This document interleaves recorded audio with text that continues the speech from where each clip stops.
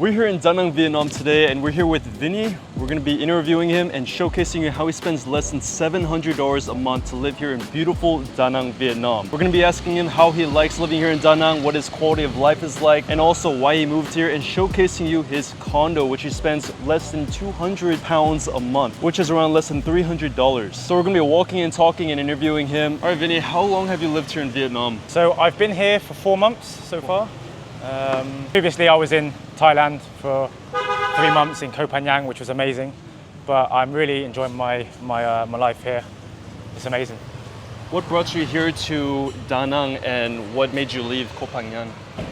So Koh Phangan is an amazing place, but like it's pretty party, right? It's pretty live. I came to Da Nang because I'm currently building my own e-commerce agency. So I thought it'd be an amazing place to like lock in. Things are cheaper here, and yeah, just to focus on my work really. How much were you spending on average in Koh Phangan a month? Koh Phangan was a bit more expensive. I think most of my budget, to be honest, went on attending a lot of the parties. Yeah. But I was probably spending about £1,000 a month there. Oh, okay. So a lot more there. What made you move to Da Nang? So for me, I'm Vietnamese. My parents are from Vietnam, so I wanted to come here to learn a bit more of the language and get kind of deep into the culture. The food here is amazing. It's my favourite food, obviously, being biased, but yeah, I love the food here. And I think the main thing was the prices of everything. Yeah. My rent is really low. Yeah. My cost of living is really low. The food, coffees, just all the basics is really low, to be honest. I think my biggest outgoing would probably be, I guess, my food. Yeah, my food probably. Yeah. Whenever I come out here to Da Nang or Vietnam in general, I mean, it feels cheap. It feels so affordable. I've been living in Thailand for about 4 years.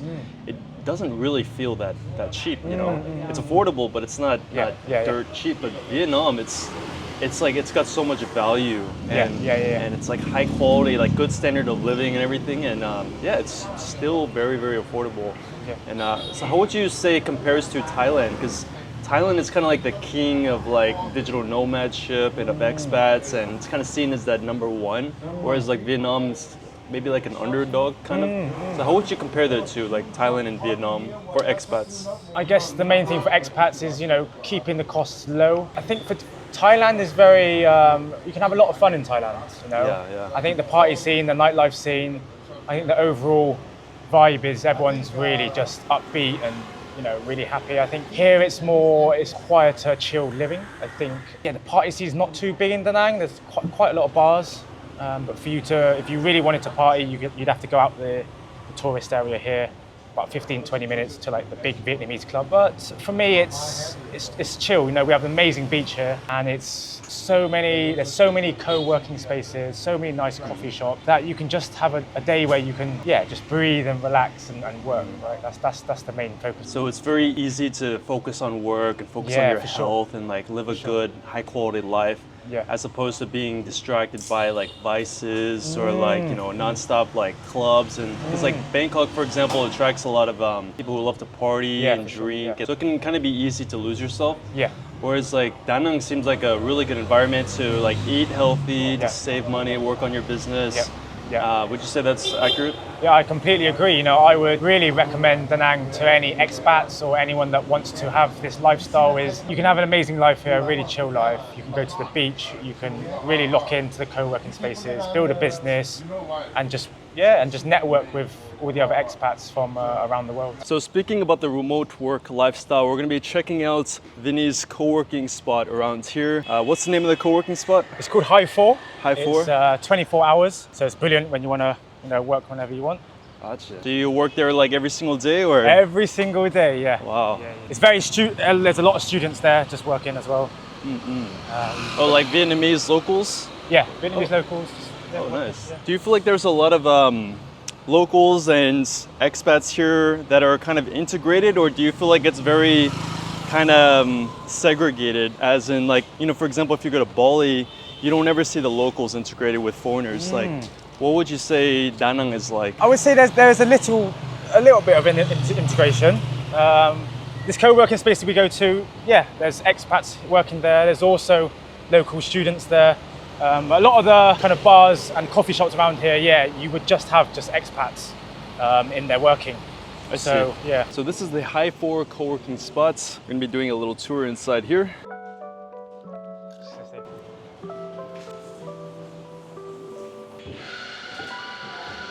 Did you have to pay a membership to work here? No, completely free. Completely free? Yeah, Wow. completely free, 24 hours. That's why it's great. It's actually very big. So we have these like private booths right here. Well, somewhat private.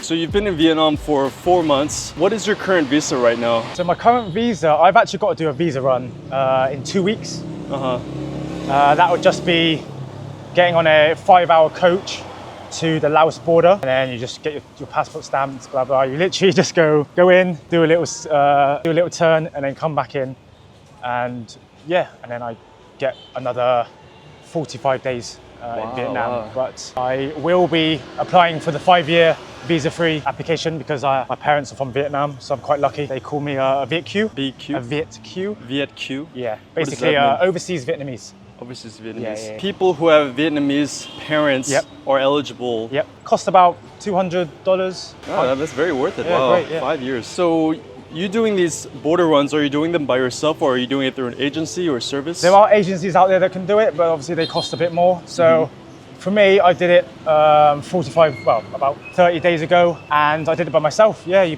just book a coach, jump on, travel 5 hours, 5 hours back. Yeah. Nice. And you just pay.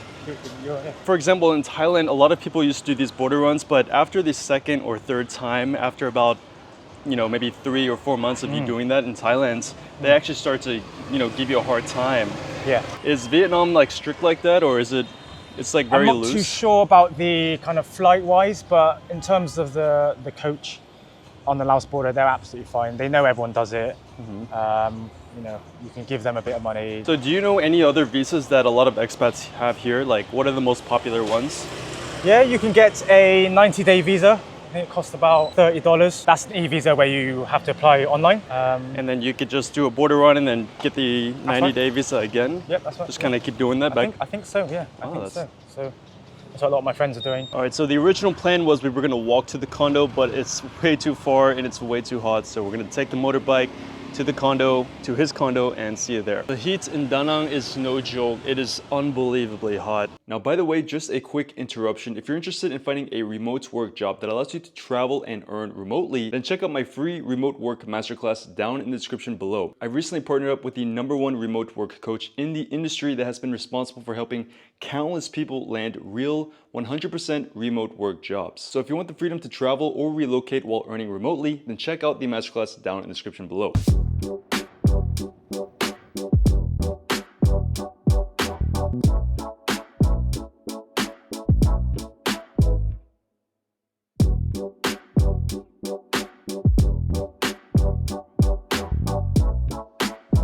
Cool. This is my place. Okay, nice. So this is like, how many square meters? Maybe 35? I'm not too sure. I'm not too sure on the square meters, but it's enough for what I need to get done, right? Yeah. I don't spend much time here. I do my co-working, go to the gym, play football. Just come here to sleep. Sometimes I do some cooking. My bed, where I sleep. I do have this little laundry room in here, which is where I do my washing. I think eventually I'd like to get a nice big TV right here, right? Perfect. Nice big wall, and my bed's there. There's my football kit, number 11. And then yeah, we just have just a simple toilet and shower in here. Do you have any like maid cleaning or do you just clean yourself? They clean every week. They clean every week Yeah. for free too? Yeah, for free. That's awesome. Yeah, Wow. and if I need to do any more washing, she does my washing. She does your washing? Or if I don't do it in there, she can do it. If I've got like loads, she can do it for me. Yeah. You mean like which is 20k. So, Oh, 20K, okay. Yeah, which is not too much at all. And also, because it's a restaurant here, she gets a lot of supplies of protein, beef, chicken, and eggs. And so she's given, she's always offering me to buy it here. Yeah, so that's good for my weight training, right? Yeah, it's like the perfect setup. Like you can focus on your business, focus on your health. Yep. You're eating good, eating healthy, and you're not really spending much money on on anything like in terms of like buying furniture or like making your place look pretty. Like this is all very lean, very focused, very like goal-driven lifestyle. Yeah, perfect. Would you recommend that kind of lifestyle for like expats, you know, first becoming a digital nomad, like on their first journey, being really lean, you know, like this? Yeah, of course, you have to be like that, because at the end of the day, you're trying to stay here as long as possible. So you need to budget well. Yeah. You never know, you know, you could have, you know, you could have some costs that, you know, take you out and, you know, you have to go home. But so, yeah, budgeting is really important, finding the cheapest places. Once you build, once you grow, then you can start splashing out on, you know, better places. You upgrade your lifestyle, upgrade your life. But I think for anyone starting a business or coming over here to work, just keep it simple. You know, you've got many things here that's going to make you happy, like the weather, the beach, community, the food. So I don't really need a huge, you know, place with a swimming pool. You just don't need it. You really don't need it. For that. Did you want to tour the kitchen a little bit? Yeah, sure. I mean, here's my fridge. Lots of chicken and protein and beef in there. I've got my protein shakes here, which I take every day. And just a simple hob. You know, I don't have an oven or anything. I fry a lot of my stuff with olive oil, meats and veg mostly. Yeah, it's simple. It's very simple. Yeah, I like it. Yeah. Did you have to buy any of the furniture yourself, or is this pre-furnished? Everything was here when I moved in. Oh, nice. I would like to get some more things, but I'm not sure whether I'll be moving or staying. But I think I'm happy here. How did you find this place?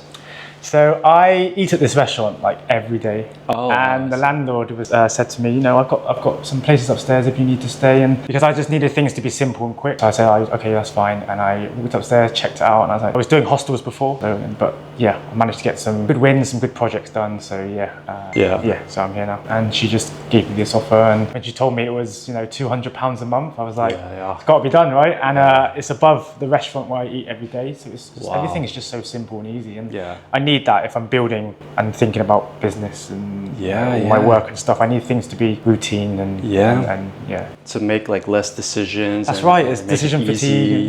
For sure. Convenience. Awesome, that's right. Do you have a contract here? Like, do you have to live here for like 12 months? Did you sign a contract like that or anything? No, I originally tried 2 weeks. 2 weeks. Wow.